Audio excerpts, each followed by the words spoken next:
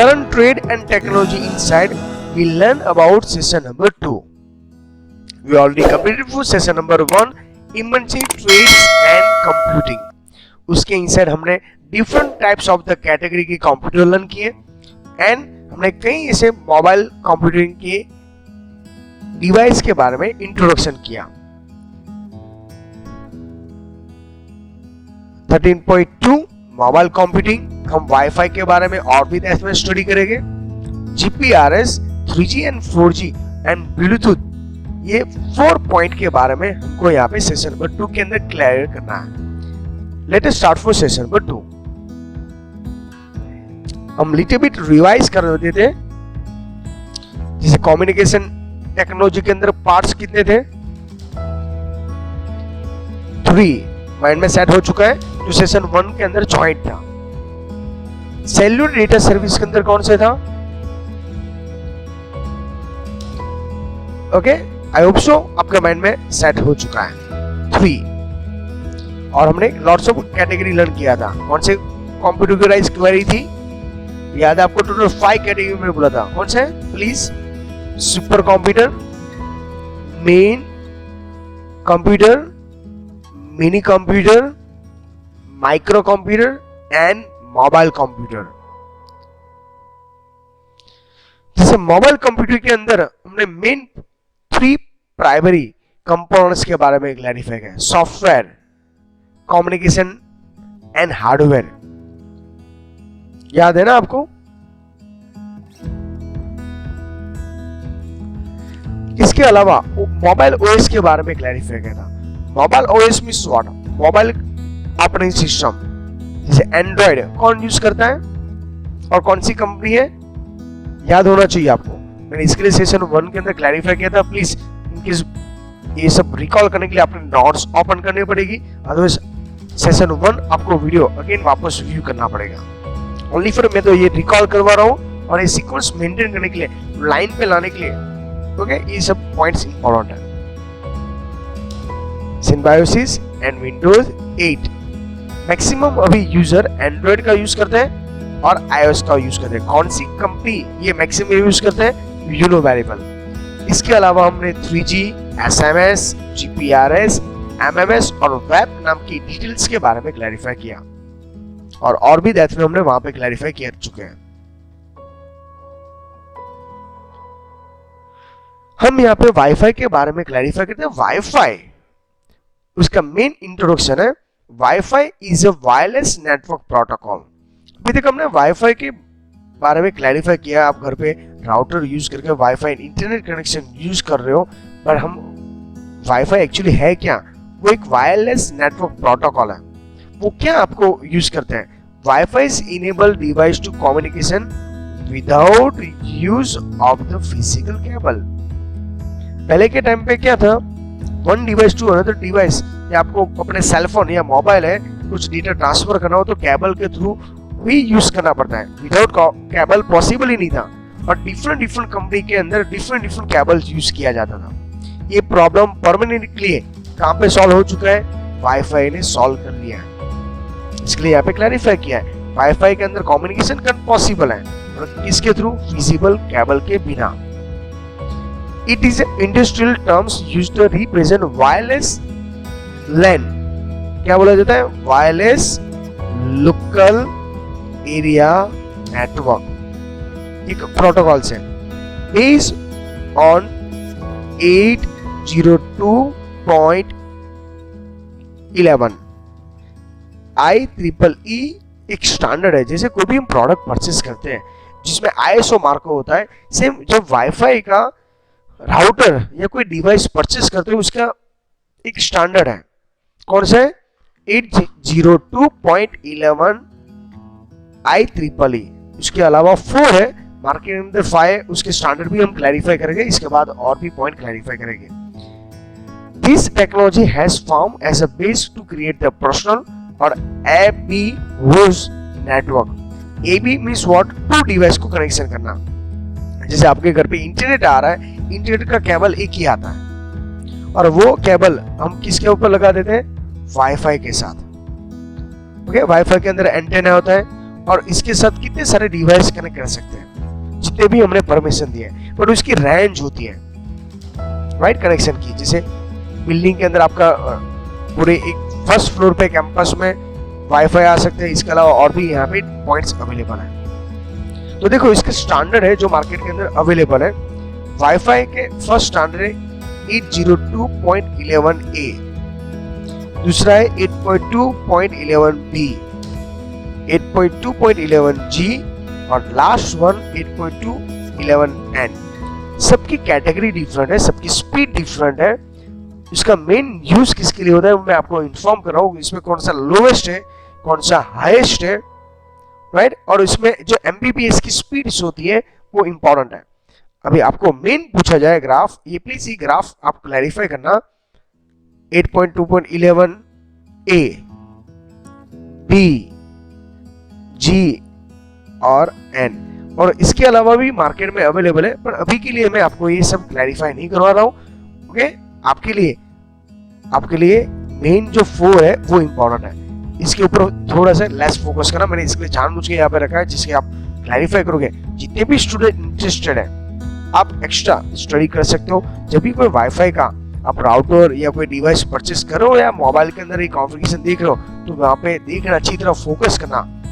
802.11 लिखा होगा और उसका स्टैंडर्ड ए का मीनिंग क्या है, बी का मीनिंग क्या है, जी का मीनिंग क्या है और एन का मीनिंग क्या है, हम यहाँ पे क्लैरिफाई करेंगे। तो पहले रिकॉल कर दीजिए एक बार।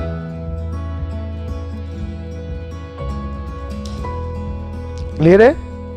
क्रोनोलॉजी ऑर्डर बोला जाता है उसको। देखो इसके अंदर मैं आपको क्लैरिफाई करता हूँ। All the 4 varieties of the almost except for the data rate allow the distance of the signal। अभी आप देख रहे हो ये इमेजेस क्या है, डेंजरस। अरे भाई ये राउटर है, वाईफाई राउटर है, और इसके एंटेना देखिए आप 1 2 3 4 5 6 7 8। ये लेटेस्ट राउटर है, डिफरेंट कंपनी के ऐसे राउटर है। ये एंटेना से थोड़ा लुक वाइज आपको और लग रहा है, इसके लिए मैंने जानबूझ कर इसके पिक्चर्स रखा। ओके, इसके अंदर देखिए जैसे डिस्टेंस सिग्नल के ऊपर ज्यादा एंटेना, इतना आपका सिग्नल का स्ट्रॉन्ग ज्यादा होता है, इस एरिया कवरअप एरिया है वो ज्यादा होता है।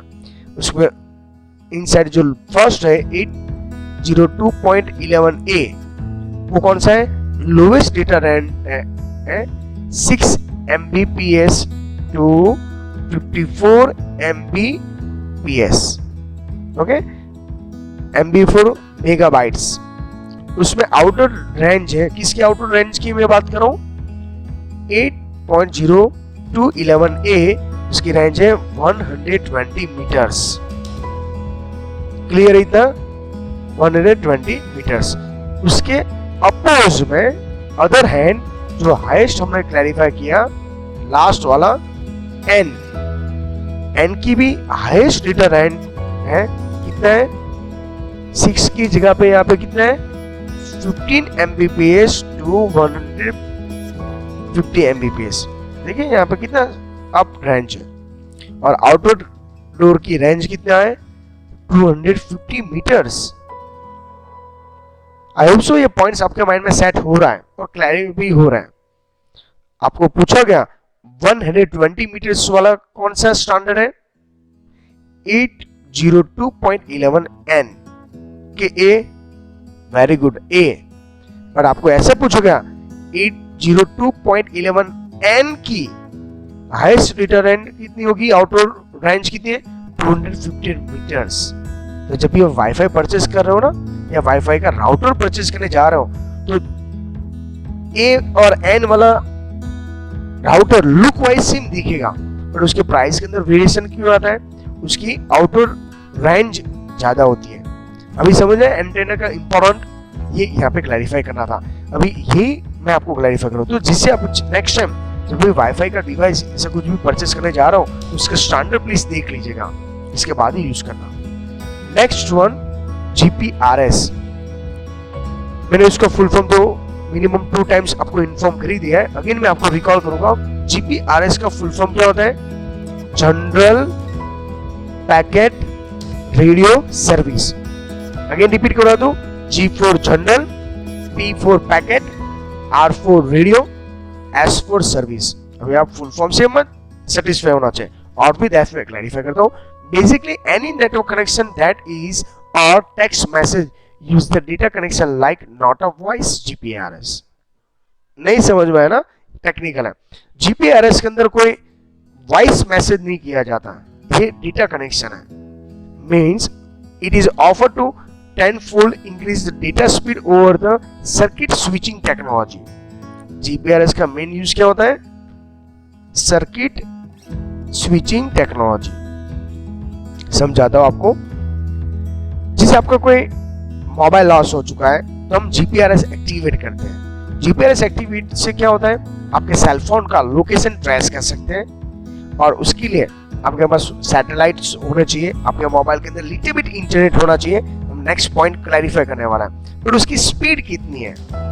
Speed up to 100 kbps kilobyte में होता है, और प्रैक्टिकली जब स्पीड आप अराउंड देखने जाओगे तो 3214 kbps kb पर सेकेंड ये जीपीआरएस की है। अभी ये सब एक्चुअली स्मार्टफोन के अंदर एक डिवाइस के अंदर ओके एक सर्किट के अंदर रेडीमेड होता है, ये आपको मूवेबल नहीं मिलेगा। बट अभी आपको कोई व्हीकल को ट्रेस करना हो तो ये फीचर्स अवेलेबल है मार्केट में, लॉट्स ऑफ ऐसे डिवाइस अवेलेबल है। मैं उसका पूरा डायग्राम भी आपको समझाऊंगा जिससे आपको जीपीआरएस का लॉट्स ऑफ कंसेप्ट क्लियर हो गए। इन फ्यूचर अभी आपको अपनी व्हीकल के अंदर ओके ये कोई चोरी ना कर ले या कोई मिसयूज ना करे तो जीपीआरएस डिवाइस भी लगाया जाता है। मैं एग्जांपल भी दूंगा आपको। GPRS become the cutting edge technology in the trust और एक्सपेक्टेशन। मींस ये गुड टेक्नोलॉजी है और इसके ऊपर ट्रस्ट रखना पड़ेगा। ये किसके यूज किया था, कब बनाया था, और भी दैट में लर्न करेंगे। मैं तो ओनली फॉर ये ओवरव्यू करवा रहा हूँ, जैसे रेफरेंस बुक ये सब है। It look the mobile use the experience the next level by the providing the packet switching technology. मैंने इससे पहले ही समझा, पैकेट पहले कौन सा था? सर्किट स्विचिंग था, पर अभी यहाँ पे क्या है? Packet.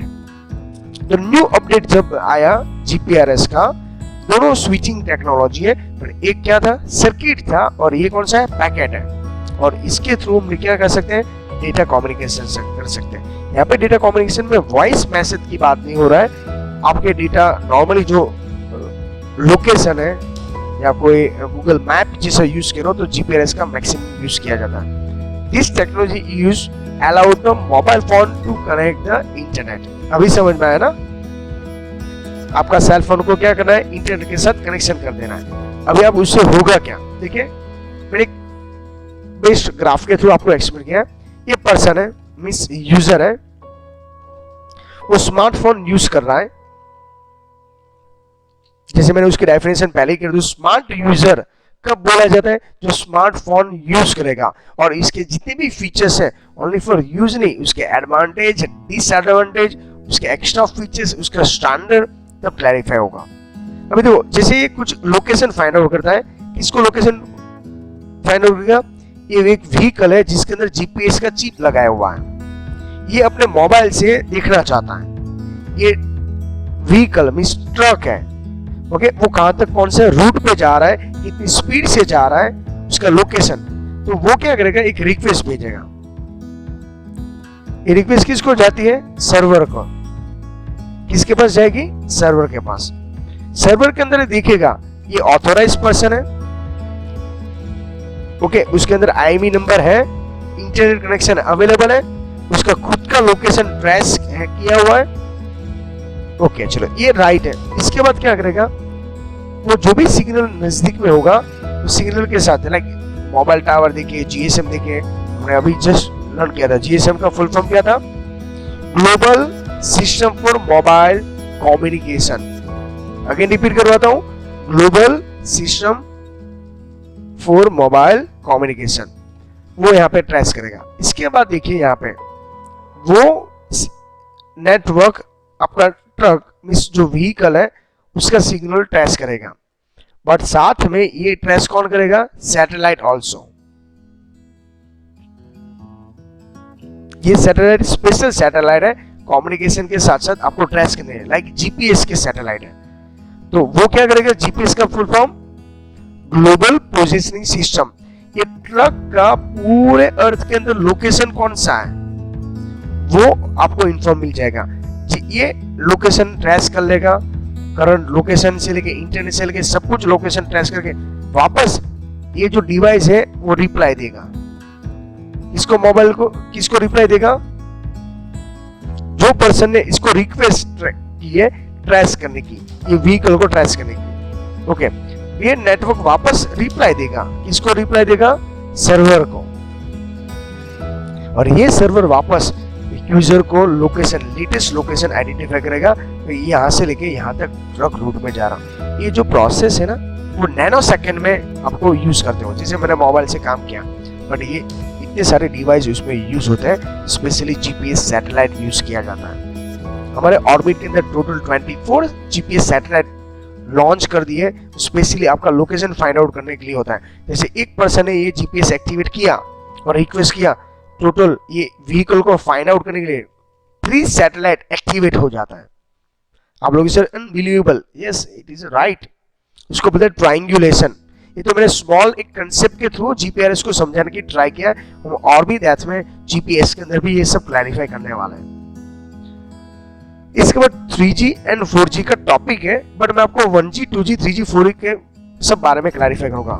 1G first generation, 2G second generation, 3G third generation, 4G fourth generation. अभी आप देख रहे हो 1G के अंदर ओनली फॉर कम्युनिकेशन पॉसिबल था और कुछ भी नहीं। 2G के अंदर क्या है? Communication plus SMS like text message, right. 3G के अंदर क्या था?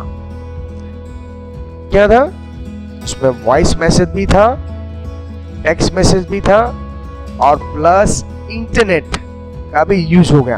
और 4G के अंदर जो आप लेटेस्ट यूज कर ही रहे हो, ओके, इसमें वॉइस, इंटरनेट, टेक्स्ट और live chat, okay, like WhatsApp video call देखिए आप, गूगल मीट देखिए, ये सब कौन सी स्पीड से पॉसिबल है? 4G की स्पीड होगी आपके डिवाइस के अंदर, तभी ये सब पॉसिबल है, अदरवाइज ये पॉसिबल नहीं है।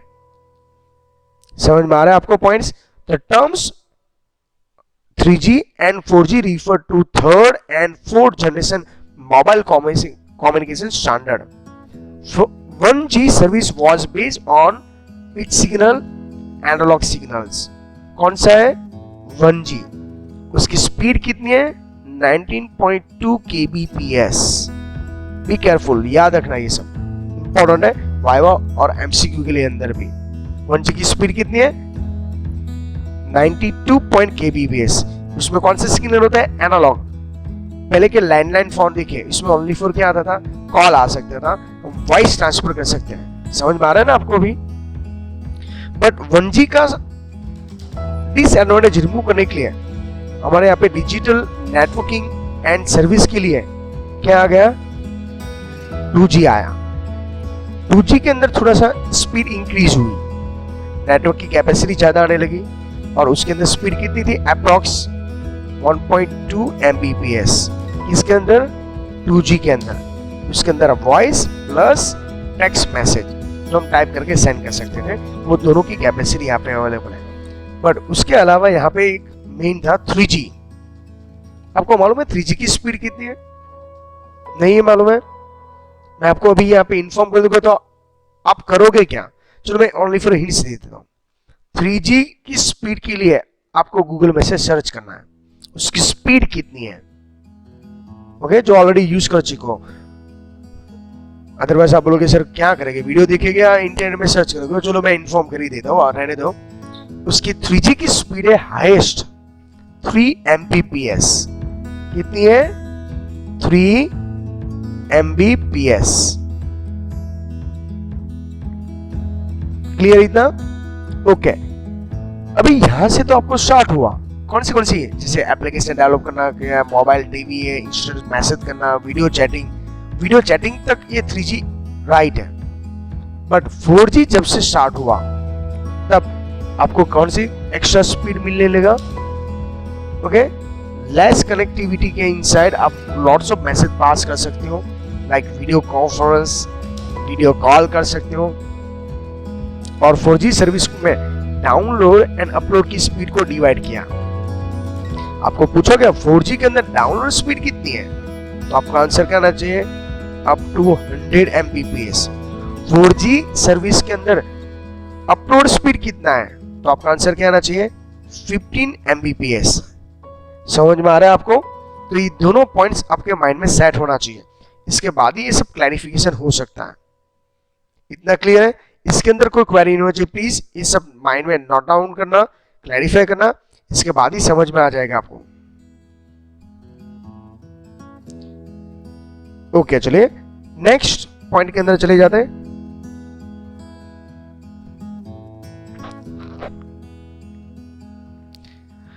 थ्री एंड 4G के अंदर और भी पॉइंट्स है, और एक ग्राफ के थ्रू मैं आपको समझा देता हूँ। जैसे फर्स्ट जनरेशन है, उसमें क्या होगा, basic voice service, analog base, okay, अभी वो खड़ा ही हुआ था, ऐसे थोड़ा फनी पॉइंट्स है।